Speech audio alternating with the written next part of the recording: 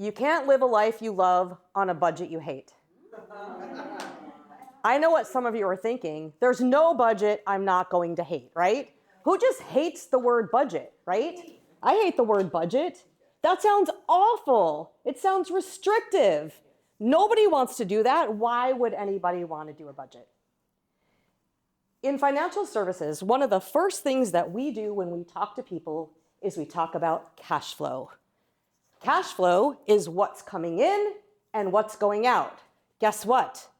That's your budget. Even if you don't know it, you have a budget.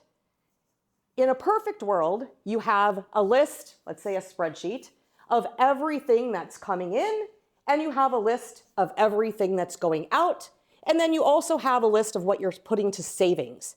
And at the end of that, it all equals and every penny is accounted for, right?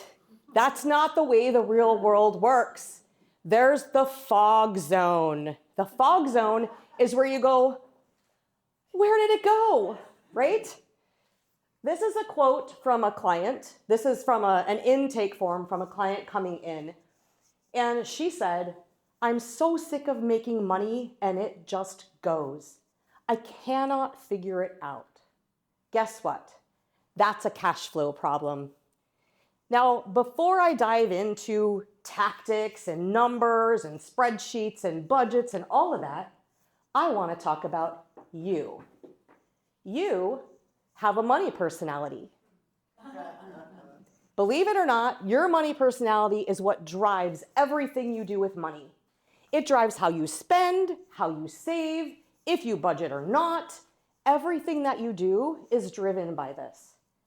In my work, I've identified 5 money personalities. Now, there's no wrong money personality. I also didn't invent money personalities. You can Google it. There's different ones out there. People call them different things. They might be called archetypes. But the idea is that you have one and it drives you. So these 5 are security seeker, saver, avoider, spender, and risk taker. And you are mostly one of these. You might be a combination. But I want you to figure out which one you identify with the most.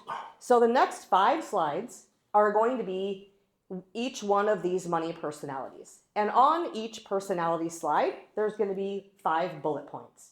So I want you to keep track. Whether you count on your fingers, you put tally marks somewhere, you just keep it in your head, whatever. Just keep track because I want you to identify with one of these. Okay. How many of you already think you know where you are? Some of you might already know where you are.